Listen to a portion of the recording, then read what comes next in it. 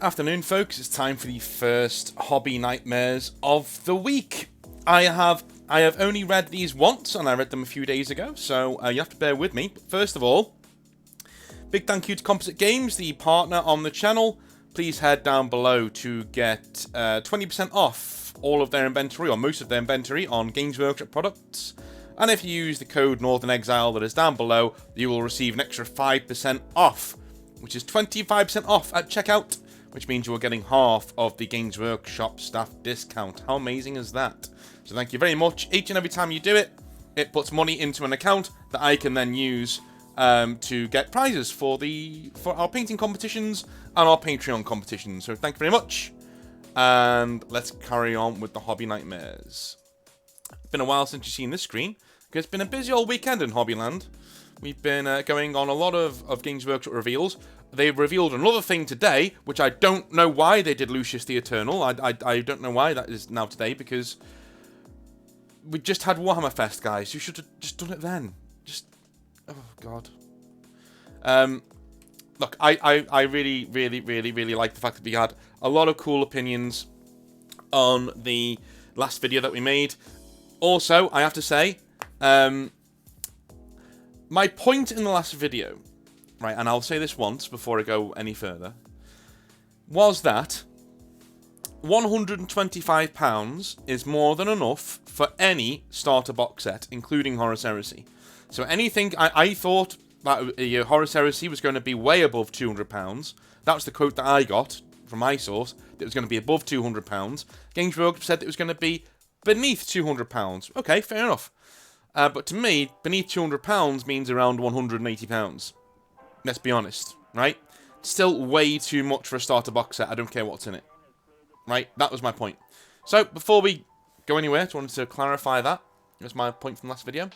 And let's get into some hobby nightmares, shall we? The first one is a doozy, and it's a long one. It is a very, very long one. So, let me just get it up on here. There we go. Right.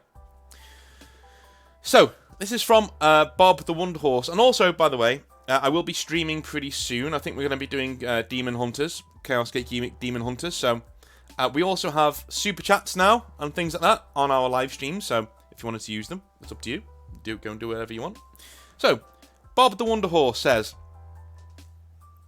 "Hello from Canada, Mr. Exile of the North." Hello. Great channel, eh? He's so fucking Canadian, seeing coming out in you the way you're typing. I need to remember to slow down my speech. I have one hobby nightmare and one good story. In our local gaming group, we have a rather toxic individual. One of those people who is clinically narcissistic. Oh, God. The type of person that is always at the centre of drama and thinks they are never in the wrong. This individual has been a pain in the local store's side for a while now, generally being rude to staff and never bothering to learn the rules to his army and cheating, and so on. I also know him from a board game group, and he does the same thing there. One day at the club, I end up facing him. He plays Blood Angels. While I play a few armies, I'm an Imperial Guard player at heart, whose playstyle is, the enemy can't fire if I clog their gums with my dead. Well, that is Imperial Guard, yes. Think the opening of Enemy at the Gates, but with more bodies. Good movie, that, by the way. Oh, another thing about Enemy at the Gates, and I'm going to sound really bad for this, but you see a really good view of Rachel Weisz's ass. So I'm just saying that. Anyway, for context, this is the top of 9th edition, and the Blood Angels Codex just came out and is top of the meta. Anyway, the game starts off swimmingly with him getting his friend to make his list for him, even though he's been playing for a year. We roll off and he gets first turn. He starts by moving all of his troops forward to get into combat, fires off a few pot shots and kills a few guardsmen. My turn starts and I also charge forward with my 180 conscripts. There were so many models, I almost ran out of room in my deployment zone. Now I should preface that I made my guard Catachans, and also Iron Hand Straken and Priests in my list, so several of my squads had a baseline stat of 90 attacks at Strength 4, Weapon Skill 5+. I didn't expect much, but I thought it would be funny for me list anyway. Turn 2 rolls around and he drops in some Death Company and Sanguinary Guard, jumping right into the front of my infantry line. As pressure builds, he is pulling out all the tricks in the book, rolling dice into other dice, measuring from the front and placing at the rear of the base or model, misquoting rules, the works. I try and call him out on it, but I only catch so much. To be fair, the moving models thing, I've done that before when I'm in a rush. Well, you know, that's just one of my things. You know, when you're going into combat and you put the guy behind the combat. Yeah, I've done that before. But, you know, it is what it is. If you're a bit tired or you're in a rush. That's the thing. Not all players who do this are cheating. Some of them are just really tired. Or, like, you know, making just normal silly mistakes. Anyway. He manages to charge in with almost everything. He kills about a third of my conscripts in one squad with a Sanguinary Guard. When I interrupt him with my next combat, I manage to roll hot something like 50 of my attacks hit them, and about 30 of them wound. His Death Company squad is almost wiped out, and has one Marine left. The rest of the combat happens, and he kills about 25-ish more conscripts in other combats. My turn rolls around, and I have Iron Hand order Fix Bayonets, which lets me fight in the shooting phase, as though it's the normal combat phase on the squad facing the Sanguinary Guard, with my remaining 20 conscripts. I attack in the shooting phase and activate them first in the combat phase to get 120 attacks on the Sanguinary Guard. I roll average, getting about 23 wounds on him, but this dude cannot roll higher than a 2 for some reason, and the Sanguinary Guard squad is wiped off the board. The rest of the game boils down. That is so funny. That these gold knights, you know, these Sanguinary Guard with these like beautiful like armor pieces just like coming in, and these like 120 dudes just like oi oi oi, just like stabbing them with bayonets. It's really funny. The rest of the game boils down to me clearing the back of the field with my manticores and stealing objectives off of him with sheer body count. The game ends turn 3 when he's saying I have an OP list. He slinks back into his cave for about 30 minutes and starts up another game. He's still a bit salty about the last game and starts to get short with the staff. He starts snapping his fingers, whistling and pointing at his empty drink to the waitress on staff. Whoa, okay. We were playing at a cafe that serves food and beverages, and this is not the first incident this guy has incurred. The waitress calls him a pig and tells him off and walks into the back. The store manager comes out irate that he has to deal with this customer again and bans him on the spot. Thankfully, I've managed to avoid him in my board game group since the incident. Wow, yeah, he seems like a real piece of work, man. I understand, again, we went over this a few weeks ago with how to lose in the hobby, how to handle losing. And this guy just hasn't got a clue on how to do that, and it sounds to me like he's got some sort of behavioural problems.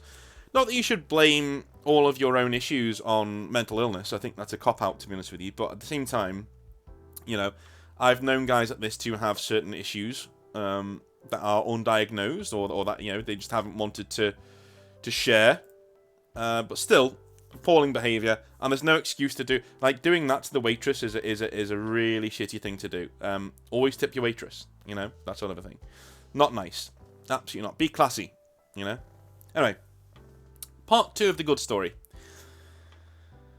This is the good story. I currently play a crusade game of Warhammer out of a friend's boss's timber frame shop because of COVID. Quite often they have a roof line roughly assembled in the shop, so it looks like we are gaming in a playpen. The owner is nice enough to let us use the space for free on weekends, once or twice a month. The group has bought some tables and game mats, and everyone has pitched in material costs for me to 3D print 3 Onslaught-sized games worth of terrain. On this particular day, one of my friends brought his 10-year-old kid. Let's call him Jake. I finished up my crusading game early, because my opponent had to leave. I saw Jake painting his admech in the corner, so I decided to crawl out of my playpen, like a beached whale, to talk to him. Okay. After composing myself, I asked about Jake and his army and what he likes about the game, because I realised how important it is to show how fun the hobby is to the youths. A bit of time goes by and Jake's dad is still in the middle of his game, and I asked if Jake wants to play a game of Warhammer. He's hesitant at first because he's only played 1 or 2 games with his dad. But I managed to convince him to play a game. So we play a 500-point game and I bring up my custodes. I've taught lots of people how to play Warhammer and other complicated games, like Dune, and when I'm DM at Dungeons and Dragons. Okay, cool. I've picked up a few tricks to help people ease into complicated games. I don't want to pretend I'm a professional, but I find these things work for me. To start, I don't bring a meta list. I brought a list that Jake could blast off the table, but still has some bite to make it seem like a fair game. Second, I like to play with most of the rules, but a lot of the weird ones and one-off rules like specific stratagems we left off the table for both of us. Alright, cool. Third, I like to walk through the rules as we play them. As the game goes on, try and prompt and tell them what we need to roll. Next, I find some kids are more receptive to learning games when you get down to eye level with them and talk through things. To me, it feels like you're talking to them as a peer in a game, rather than an adult trying to talk down to a kid. Not always necessary, but it works for me most times. The last thing is to hide a couple of dice with a 1 or 2 face up behind a piece of terrain for really new players. I'll explain why that's important in a moment. The game starts, and I get first turn. I run my custodes up, fight off some spear shots, and get a couple of rangers. Jake sees my shield captain on Dawn's Eagle jet bike. Then Jake's dad pipes up, says to blast off the table because it's his. Bob the Wonders horse's favourite model. To be fair, it is my favourite model. Jake sets his sight on my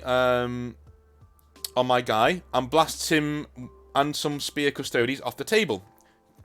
Just FYI, this was not the unkillable captain build. I'm making a fuss of my custodes are being blasted off the table in a fun way. This continues for a couple of turns. Eventually, 2 custodes are left to charge into the AdMech ranks. My custodes mulch some rangers, much to Jake's chagrin. AdMech takes the top of their turn. Jake has a 3-man squad of rangers and a tech priest Dominus. AdMech fire their shots and they get me down to 1 model on 2 wounds. I show Jake on the datasheet that the Dominus has an omniscient axe with A3, D2 and AP -2. Attack 3, D2 minus, yeah. He has a good chance of taking out the custode in combat, because if it gets to my turn, I'll probably clean up the rest of his stuff. Jake yells, "For the Emperor."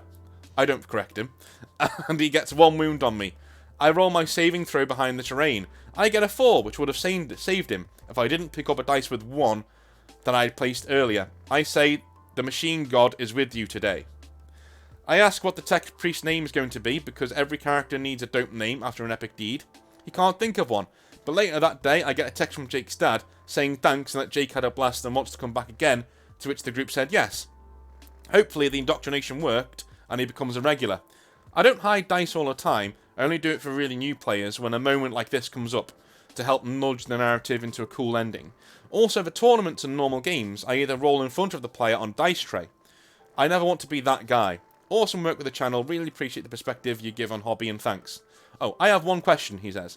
Okay, before we get to that question, I just wanted to pull out one bit here. So, what he's done here is essentially play a Games Workshop introduction game. This is how you're trained to do it as a Games Workshop staffer.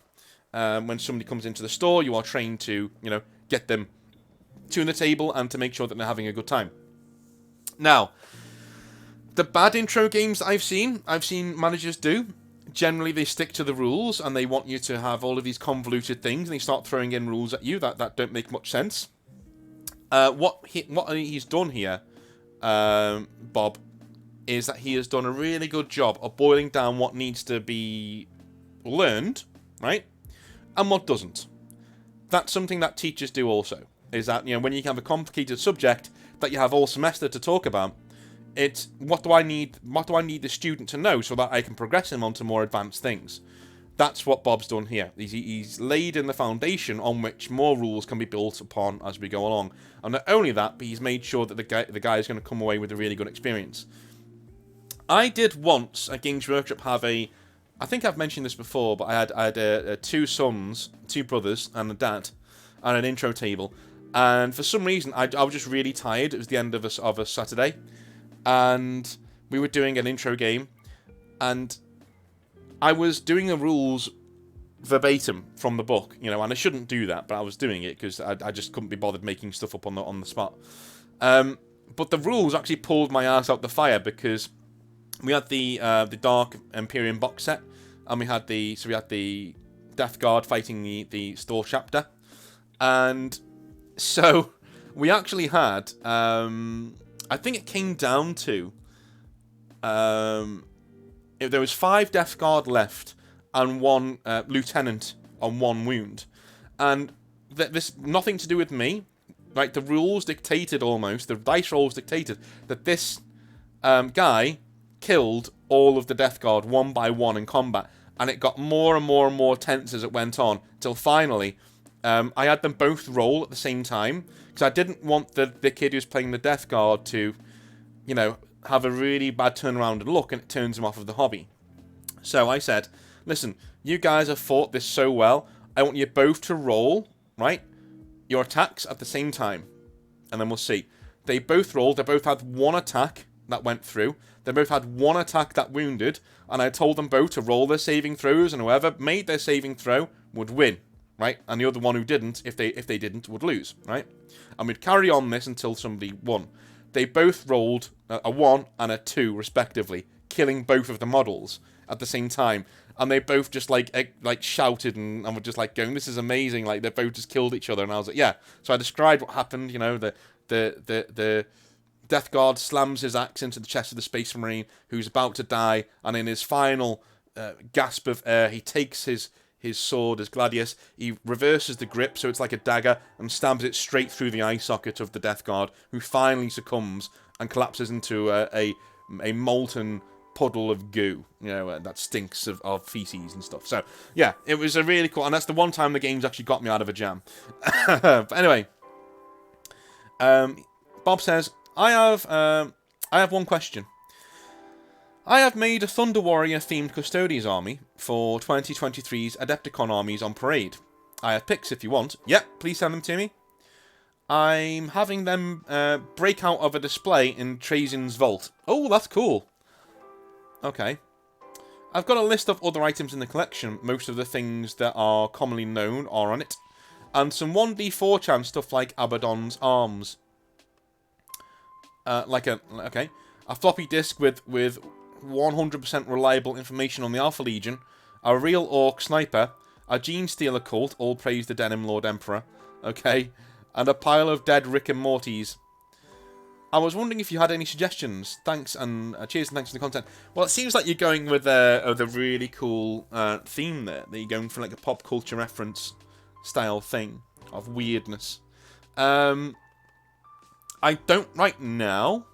You could always have a Space Wolf who's not being obnoxious. I mean, that's one. You could, have a Space Wolf like leaning against the thing, smoking a pipe with a dinner jacket on, or a smoking jacket, just like, yes, I happen to think that the Grey Knights have a point, and then that's just who he is, Anyway, so Tetrapod is next. He says, oh, tea time. Right, he says, hello again. I really enjoy listening about the Astral Blades and the people of Defiance. Thanks, man. Looking forward to hearing more about your chapter. Also, what are your thoughts on GW's fan content policies? Okay. Well, we've gone through this before on the channel, but I can't remember the video we did it in. I think it was more of a ranty video. But, in terms of fan content, I wish they would, let me put it this way, I wish they would get off their high horse and stop being dicks about it, in all honesty. I think the rules of fan content are a necessary protection of the IP, but if you wanted to protect the IP, you wouldn't be giving out your license to nearly every game developer on Earth who makes a shitty mobile game for the past 10 years. They're trying to make sure that they protect their intellectual rights and intellectual property, okay. But I would say that Games Workshop owe millions of pounds to the estate of Kentaro Miura in that case, because, in all honesty, Fulgrim is literally Griffith, and there's nothing anyone can say to tell me otherwise. He just is. And there are multiple other things from Dune and other people like Moorcock and people like that who have had their work plagiarized, and I use that word on purpose, by Warhammer 40,000 and Games Workshop, who are receiving no money from Games Workshop. So I think people in glass houses shouldn't throw stones, and I think that their rules on content online have ruined a really, really top way to get into the hobby for free. What I mean by that is, people like Brother Alpha Booster and people like that is free advertisement for Games Workshop that they don't have to pay for, that will suck people into the lore and have them really interested in what the hell this thing is, and they want to give it a go, you know? I'm really hoping eventually that they don't come down on battle reports channels, but I think they will eventually. I think if Warhammer Plus is doing more and more and more battle reports, we'll start seeing them clamping down and saying you can't even play the game on a channel. Because if you're going to do one thing and say you can't do stupid animations with a bit of still art, then what are we going to say about everything else, right? Where do we draw the line? So I think it's a slippery slope, and you're letting them take that first step, or several of those first steps. And I think the more you do that with Games Workshop, the more they're going to take the piss. This is my opinion. Anyway. And I miss text-to-speech device. So, you know, they can kiss my ass. Okay. Legate the Anime is next. So, he says, "Hey North, I just got back into the hobby back in February with the bugs. Tyranids, I assume. I had a friend who had started already. With him, I set up a day where we could play at a board game cafe with another friend of his. Up to this point, I'd only painted up my army and hadn't even read the game rules. Well, it's the week when I'm going to play. I remember, oh shit, this game has rules. So I read the rules from GW and my codex. Alright, fair enough. My friend was going to bring his Space Marines, which he played as Ultramarines because they were easy to paint. His friend was going to play Orcs, and I had my hungry bugs. Tyranids, for those who don't know what I'm talking about. We were all around the 500 point mark, with me being slightly over by around 20. I brought Flappy Boy, Winged Tyrant, a Brood Lord, 5 Gene Stealers, and Funny Worm, the Morlock. Turns out the other guy also had Custodian Guard. My intro to 40k was watching my Hive Tyrant charge into melee. I use the stratagem to re-roll wounds in fight. He cancels it, then kills my Hive Tyrant in one round. I was kind of annoyed with that, but that's what Custodians do. He also brought a Vindicare. The Vindicare almost killed my Broodlord on his turn, so I just charged everything in. My Morlock came out of the burrowing behind his army. His 3 guard killed my Broodlord and almost all of my Gene Stealers. My last few somehow managed to kill everything until the Vindicare came up and smashed them as well. Funny Worm was fighting his banner bearer. These two could do nothing against each other. After 15 rounds of them dueling, we called it a draw. He named his banner guy Stevanos Strongus. That simple moment kind of saved my enjoyment of the game. I went into my second game with some hope to watch my guys kill things, and they did. He conceded after 4 turns when he was in melee and dying fast. That was a very close game for a while, though, as he had wiped out my Broodlord and Gene Stealers by turn 2, and the Morlock was low, but making some lucky rolls, like swallowing his captain. That's pretty cool. So it's always good to hear these starter stories that you get when you're coming into the hobby. It can always be a really terrible thing to come into it and have your army blasted off the table at the top. This has happened to me before, as I've said, in 7th edition when I re-entered the hobby after about 10 years. I had a friend of mine who I had Grey Knights and he had Tyranids, and of course Grey Knights have instant death weapons. I literally just picked up the army, so I didn't know. I was reading my codex as we were going. And he said, let's go and have a game in Games Workshop, you know. And I said, well, I've just gotten the army, but I guess I can learn at Games Workshop. It's fine, yeah, cool. So I brought my stuff down. He brings Tyranids, but not only Tyranids, he brings artillery Tyranids. Sits at the back of this very small board in this 500-point game, and instantly wipes me off the table at the top of turn 1. And then proceeds to basically gloat about, you know, wiping me off at the top of turn 1. I look down at my Grey Knights and I'm thinking, I've just wasted £100 here. You know, or whatever it was, £150, whatever it was. I've just wasted that money. Oh well, you know, that's more fool me. You know, I should have known that he was going to do something like that, because this is what people are like, you know. And unfortunately, whenever I play online games, for instance, I'm reminded very quickly why I don't like to play with other people in most situations. Warhammer is a hobby where playing with strangers a lot of the time ensures you're both going to have a good game, you know, because friends can be quite toxic, and he was very toxic that day, and it really pissed me off. And I very nearly walked away from the hobby, and people are going to do that. You have a definite responsibility as somebody's. We've seen two sides of this today. We've seen somebody, you know, I know it was saved by the 15 rounds of combat there, but, you know, we saw somebody there nearly wiping somebody off the table, and, you know, not playing to, let's say, you know, he's playing the rules, he's not playing the game, if you know what I mean. If you're playing the game, you need to be at least making sure your opponent has a good time too, which is exactly what Bob was doing before. Anyway. Prof Putis says, "Hi North, watched one of your videos a long while back and never subbed, how dare you. Then recently saw your clickbait title, got reeled in, and I couldn't believe it. The growth from your channel has had is amazing to see, and it speaks volumes for your work, so keep it up." Thank you, man. Thank you very much. So, he says, "Enough arse kissing now, I'll get on with my story." Okay. I hope you've subscribed now. Anyway, my story is more of a question, but really I thought it would be a good subject for your channel, and I hope to be lying in bed naked listening to your sultry voice in the evening, sometime listening to you read it out. Okay? Anyhow, with that creeper joke out the way, here it goes. I'm new to the hobby, started in the time of Nurgle's Plague, so did many others. I play Ultramarines and Necrons, as I got myself a big lug up, treating myself to a full Indomitus force, commissioned from a great local place I found online. Cool. Now I can hear the booing through the screen as I'm typing this, but let me explain, as I always like the Ultramarines, Greek, Roman iconography, and overall tactical flexibility.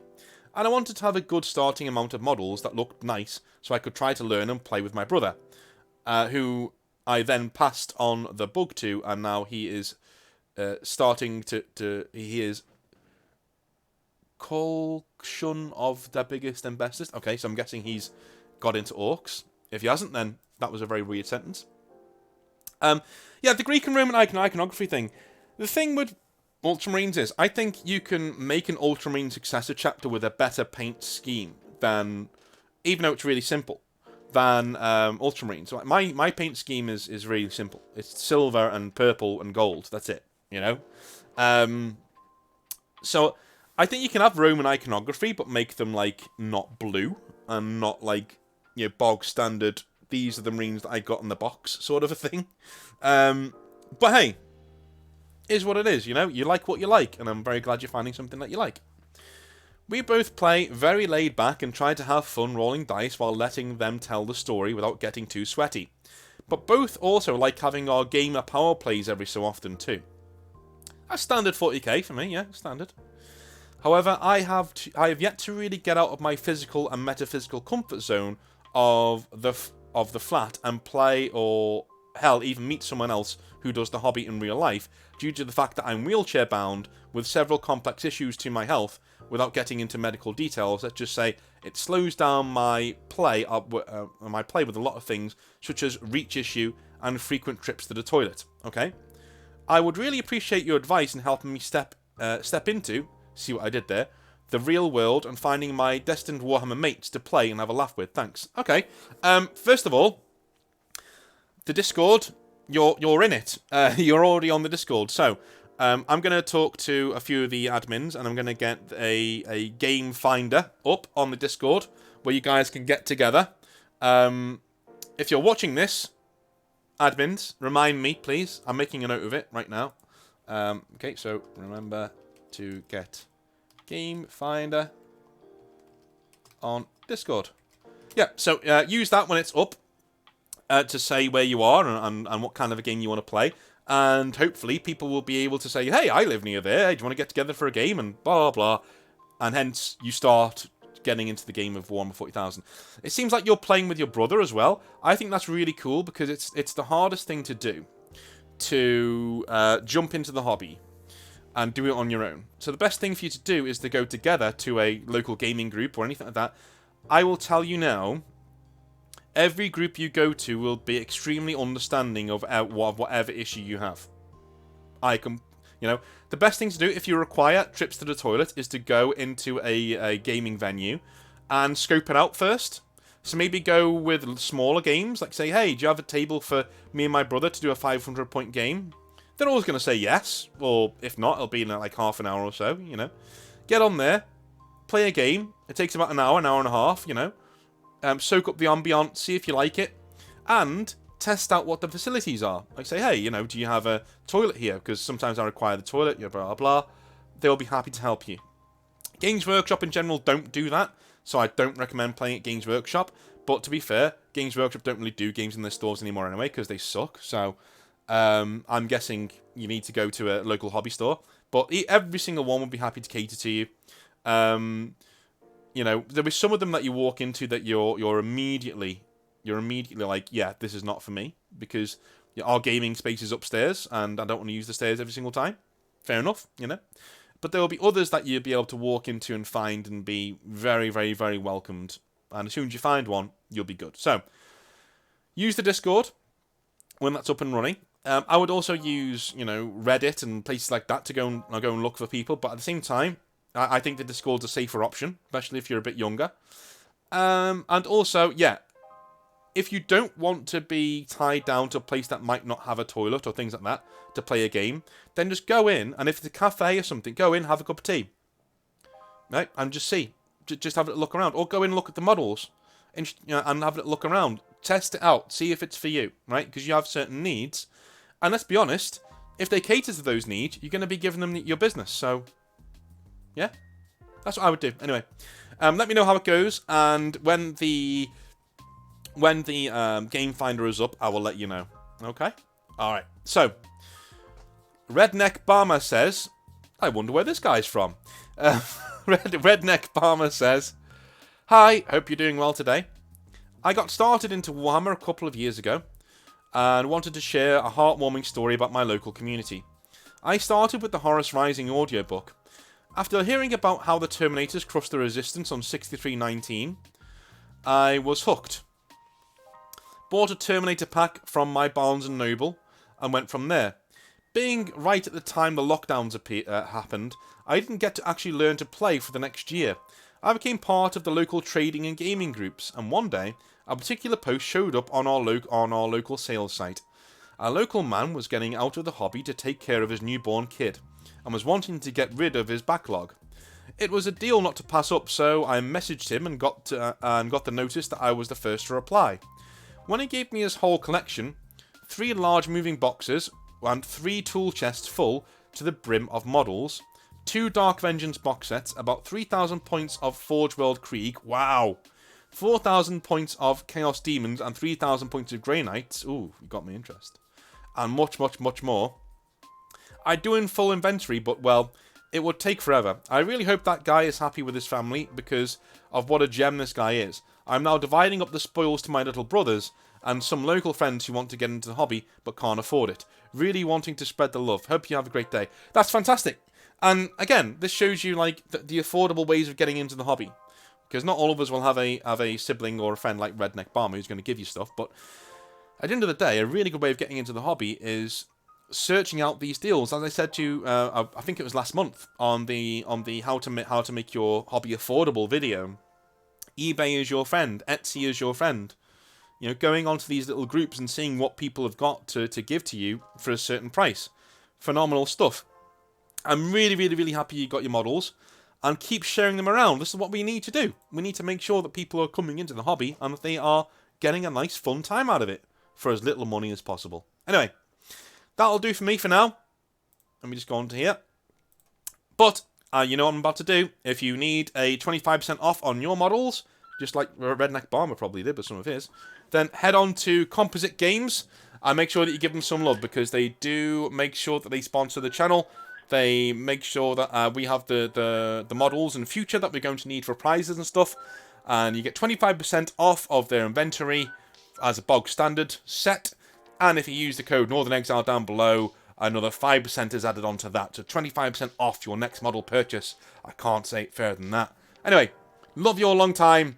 And I'll probably see you peek to you tomorrow, because I want to talk about all these new reveals that Games Workshop might be springing on us pretty soon. And there'll be a Horus Heresy audio book video pretty soon, where I'm going to go into what I would do with the Horus Heresy series, because as far as I'm concerned, it's a fucking mess. Love you all a long time. See you later. Have a good one.